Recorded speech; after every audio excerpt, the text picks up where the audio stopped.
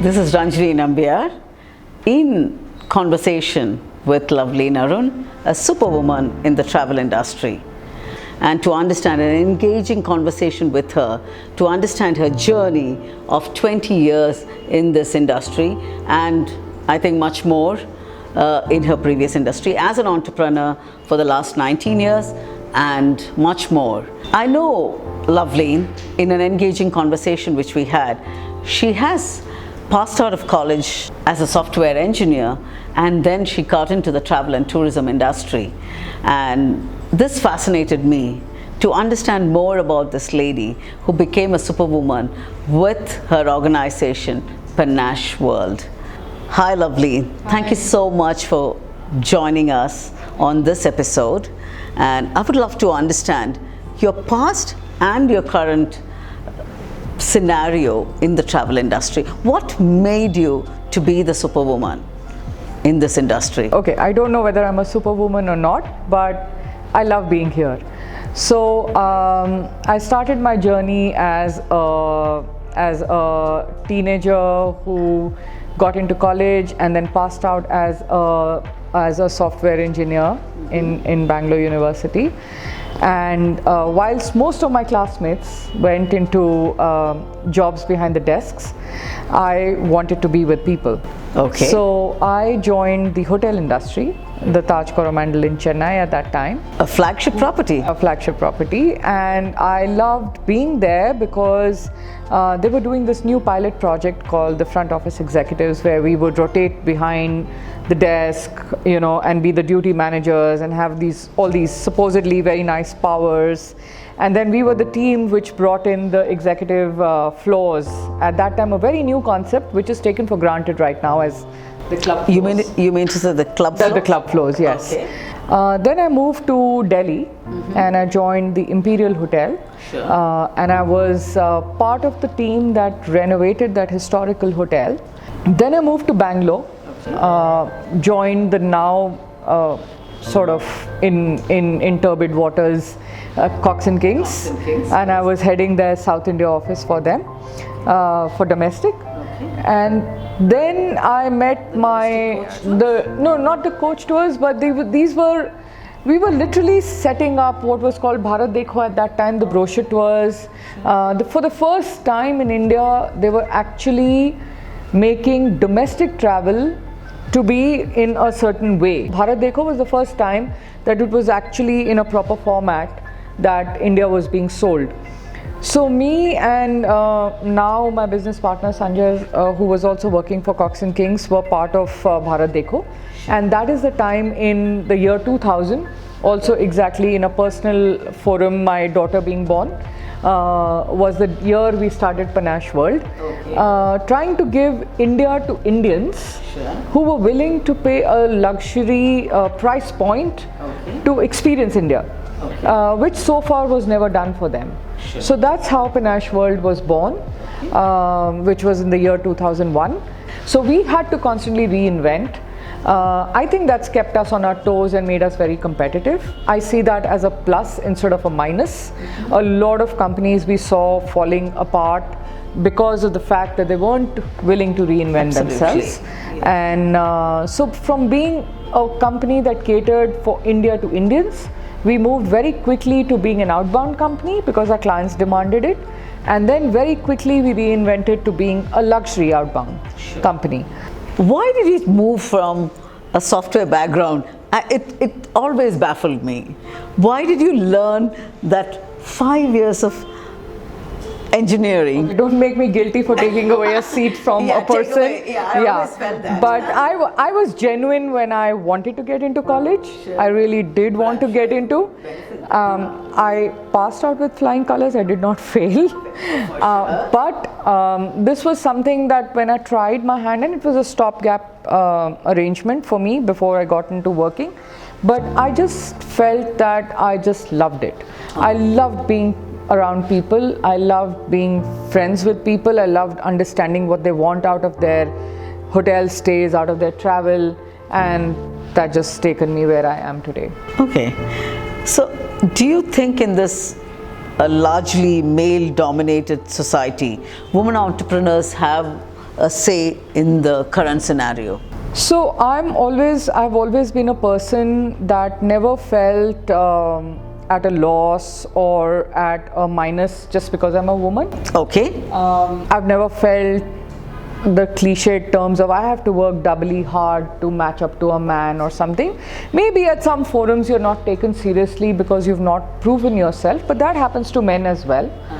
But I feel that it all really boils down to your individuality and boils down to how professional you are. Okay. If you are professional enough, if you are good at your work, it doesn't matter if you're a man or a woman. I cannot say for what was 50 years ago, but I think today, if you are deserving, if you've worked hard, you will get your due and no one can stop you. Do you think gender dynamics have evolved in the travel industry? I would say, just like how we were talking just before this question, I think as a country we've evolved. What was some time ago doesn't hold true anymore. Okay. We have our own space. You've been in the industry for a long time.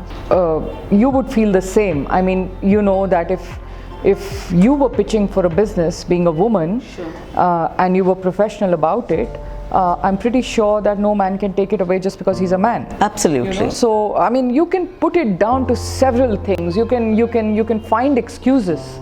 You can say, okay, I will not name those excuses, but you know that I just think it's just I choose to believe that it boils down to your work. But do you think that certain industry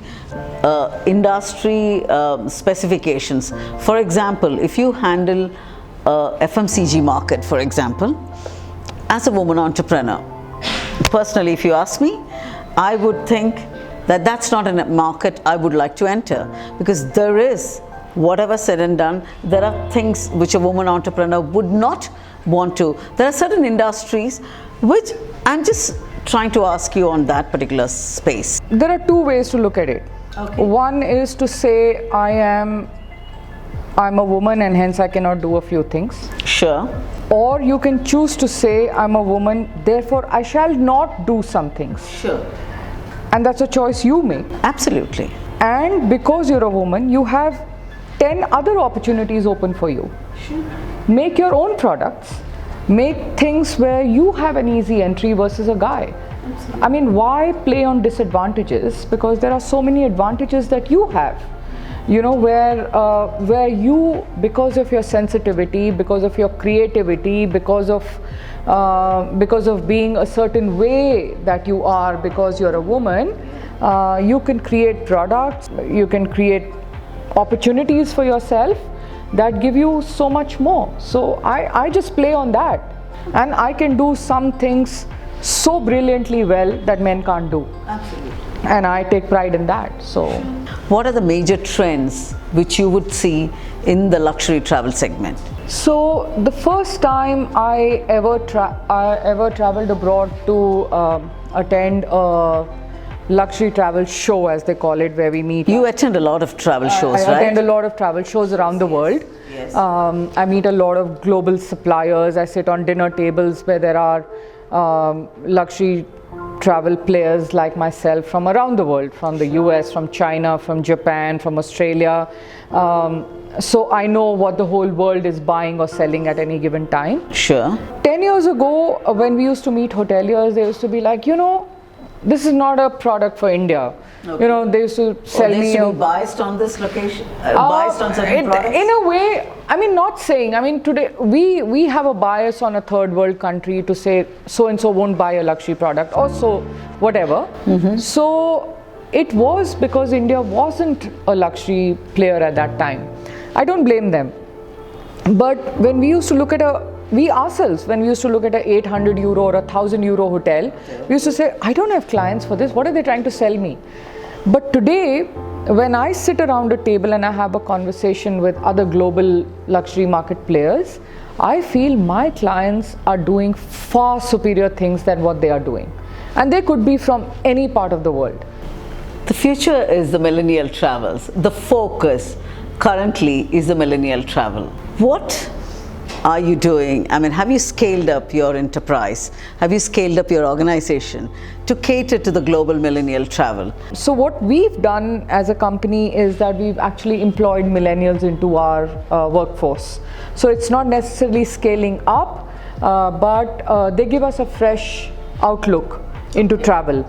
You've tried to involve them? Involve them into designing the itineraries. Sure. We've given them a free hand to decide, and they say, no, why should we take the train here? Let's take the boat. Okay. And you think, I've never used the boat before, and they say, and actually the clients love it. So I use a lot of their ideas into my itineraries for the regular clients. Okay. So I think that they have a lot to teach us. The only thing is that we should break our barrier and learn from them and embrace them, instead of feeling that they are they're a generation apart and therefore we cannot talk to them or communicate with them. I think their heart is in the right place. Absolutely. I mean, I'm sure that is the current scenario. It's always better to imbibe rather than holding them as a threat into the industry.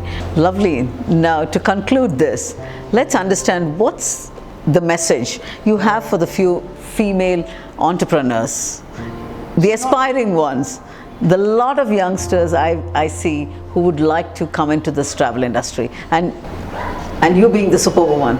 Please. Okay, Superwoman give or us not your again, gyan. one more time. But give us your gyan on this. All right. So I've always said this for the longest of times to all my employees, to all the girls that I meet, that you, entrepreneurs or not, entrepreneurs, employees, whatever you are, even if you are unemployed, you are a brand unto yourself. And you can work for the biggest brands, but in every smaller way, you are a brand that walks and talks and sells. And it is how they perceive you, and it is how you carry yourself. You can move jobs, but your personality moves with you. So always be, whatever you do, always be true to yourselves, always be true to your work, always be true to your ethics, always be true to your professionalism. And once that happens, you are a superwoman at any given time of your career. You don't have to be a senior. Thank you, Lovleen, for spending your time with us. I know you are an awfully busy person. And thank you so much. Thank you.